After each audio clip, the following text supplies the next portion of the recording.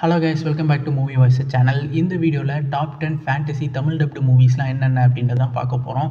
இதுக்கு முன்னாடி already part 1 part 2 போட்டிருக்கோம். ஸோ அந்த வீடியோலாம் பார்க்காதவங்க டிஸ்கிரிப்ஷனில் லிங்க் கொடுத்துருக்கேன்.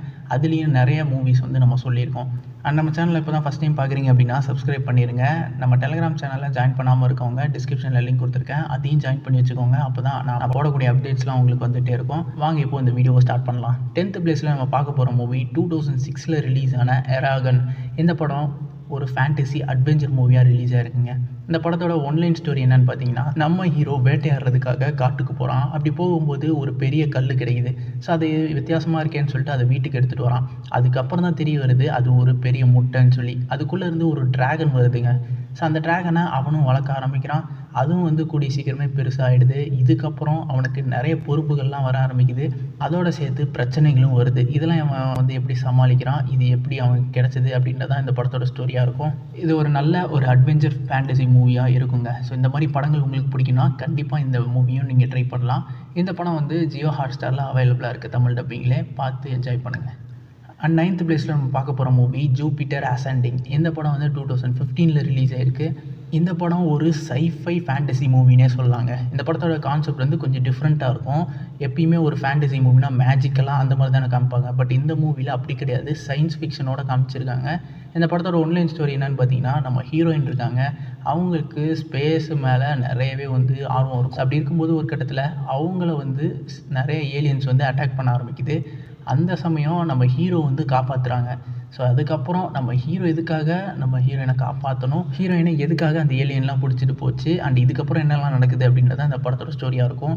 இது ஒரு நல்ல சயின்ஸ் ஃபிக்ஷனோட கலந்து ஃபேண்டசி மூவியாக கொடுத்துருப்பாங்க. அண்ட் ஆக்ஷனாகவும் இருக்கும். ஸோ பார்க்கணுன்னு நினைக்கிறவங்க கண்டிப்பாக பாருங்கள். இந்த படம் வந்து ஜியோ ஹாட்ஸ்டாரில் தமிழ் டப்பிங்கோட அவைலபிளாக இருக்குது. அண்ட் 8th பிளேஸில் நம்ம பார்க்க போகிற மூவி 2014 ரிலீஸ் ஆன 7th சன்.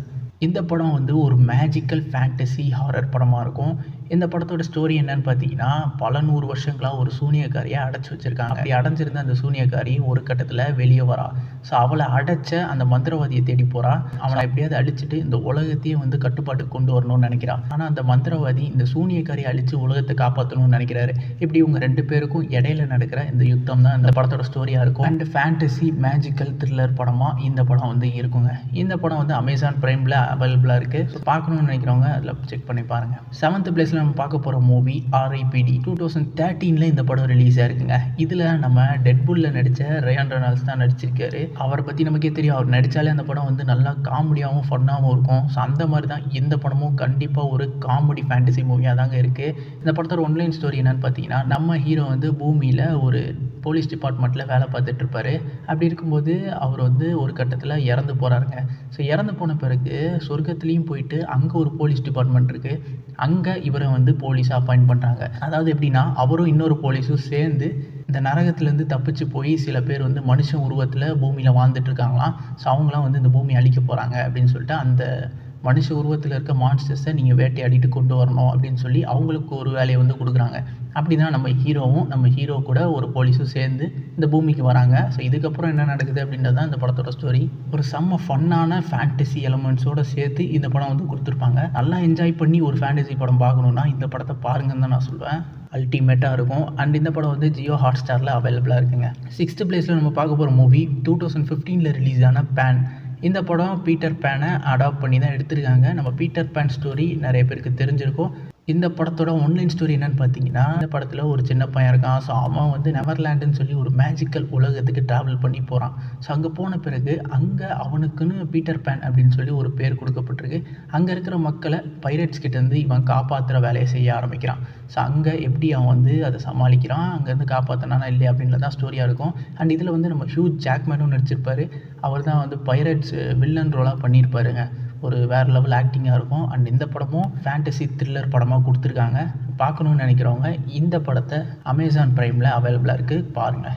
அண்ட் அடுத்ததாக 5th பிளேஸில் நம்ம பார்க்க போகிற movie Abraham Lincoln vampire hunter. இந்த படம் 2012 ரிலீஸ் ஆயிருக்கு. Abraham லிங்கனுடைய biography. அவர் வந்து எப்படி அமெரிக்காவுடைய 16வது பிரசிடெண்ட்டாக ஆனார், அண்ட் அதுக்கப்புறம் அவர் எப்படி வந்து அடிமைத்தனத்தை ஒழிச்சார் அப்படின்னு சொல்லி அதில் சில கற்பனையான கதைகளை சேர்த்து தான் இந்த படத்தை கொடுத்துருப்பாங்க. இந்த படத்தோட ஸ்டோரி என்னன்னு பார்த்தீங்கன்னா, ஆப்ரஹாம் லிங்கன் அதாங்க அமெரிக்காவுடைய 16th பிரசிடெண்ட்டு. அவர் வந்து மக்களுடைய குறைகள்லாம் தீர்த்துட்டு இருக்கும்போது, மக்கள் எல்லாருமே அப்போ இருக்கிற அந்த காலகட்டத்தில வேம்பயர்ஸ்லாம் அதிகமா இருக்காங்க. வேம்பயர்ஸ இங்கேருந்து ஒழிக்கணும் அப்படின்னு சொல்லி மக்கள் குரல் கொடுக்க ஆரம்பிக்கிறாங்க. இதுக்கப்புறம் நம்ம ஆப்ரஹாம் லிங்கன் அவரே வந்து களத்தில இறங்குறாரு. எப்படி வேம்பயர்ஸ் எல்லாமே அழிச்சாரு அண்ட் ஹண்டரா மாறுனாரு. அதுதான் இந்த படத்தோட ஸ்டோரியா இருக்கும். அண்ட் இது வந்து ஒரு ஹிஸ்டாரிக்கல் பீரியாடிக் படமாவும் குடுத்துருப்பாங்க. அண்ட் ஃபேண்டசி எலிமெண்ட்ஸோட சேர்த்து கற்பனையான ஒரு கதையாவும் குடுத்துருப்பாங்க. ஸோ அதனால ரொம்பவே இன்ட்ரெஸ்டிங்காவும் இருக்கும். அண்ட் ஒரு ஹாரர் வைப்பும் கொடுக்கும்னே சொல்லாங்க. இந்த படம் உங்களுக்கு வேம்பயரு அந்த மாதிரி கான்செப்ட்லாம் ரொம்ப பிடிக்கும் அப்படின்னா இந்த படத்தை ட்ரை பண்ணுங்கள். அண்ட் இந்த படமும் வந்து ஜியோ ஹாட்ஸ்டாரில் அவைலபிளாக இருக்குது. ஃபோர்த் இடத்துல நம்ம பார்க்க போகிறது ஹன்ட்ஸ்மேன் வின்டர்ஸ் வார். இந்த படம் 2016 ரிலீஸ் ஆயிருக்கு. இந்த படத்தில் நம்ம கிறிஸ் ஹெம்ஸ்வொர்த் தாங்க நடிச்சிருக்காரு. இந்த படத்தோட ஒன்லைன் ஸ்டோரி என்னன்னு பார்த்தீங்கன்னா, ஒரு ராஜ்யத்தில் 2 குவீன் இருப்பாங்க, அக்கா தங்கச்சி. ஸோ அதில் ஒரு குவீன் வந்து ஒருத்தவங்களை லவ் பண்ணி அவங்களுக்கு ஒரு குழந்தையும் பிறக்குது. ஸோ அந்த குழந்தைய ஒரு சூழ்ச்சினால் அந்த குழந்தைய வந்து இறந்துடுறாங்க. ஸோ அதுக்கப்புறம் குழந்தைய இழந்த அவங்க கோவத்தில் அங்கேருந்து போய் ஒரு தனி ராஜ்யத்தை அமைக்கிறாங்க. ஸோ அந்த ராஜ்யத்தில் அங்கே ஊரில் இருக்க எல்லாரையுமே வந்து என்ன பண்ணுறாங்க, அவங்களோட குழந்தைகள்லாம் கூப்பிட்டு இவங்களுடைய ராஜ்யத்தில் அன்புனா என்னன்னே தெரியாமல் ஒரு போருக்காகவே அந்த குழந்தைகள் எல்லாமே தயார் பண்ண ஆரம்பிக்கிறாங்க. ஸோ இவங்க குழந்தை இறந்த அந்த கோவத்தில் எல்லாருடைய குழந்தையுமே இங்கே கூப்பிட்டு போருக்காக தயார் பண்ணுறாங்க. ஸோ அப்படி இருக்கும்போது அதில் வளர்கிற நம்ம ஹீரோ ஹீரோயின் 2 பேருமே லவ் பண்ண ஆரம்பிக்கிறாங்க. ஸோ இது பிடிக்காத அந்த குவீன் இவங்களை வந்து பிரிக்கிறாங்க. ஸோ இதுக்கப்புறம் என்னெல்லாம் நடந்தது அப்படின்றது அந்த படத்தோட ஸ்டோரியாக இருக்கும். அண்ட் இது வந்து ஒரு நிறைய மேஜிக்கல் எலிமெண்ட்ஸ்லாம் இந்த படத்தில் இருக்குது. ஸோ கண்டிப்பாக ஃபேண்டசி ஃபேன்ஸ் இந்த படத்தை வந்து பாருங்கன்னு தான் நான் சொல்லுவேன். இதுவுமே வந்து தமிழ் டப்பிங்கில் ஜியோ ஹாட்ஸ்டாரில் அவைலபிளாக இருக்குங்க.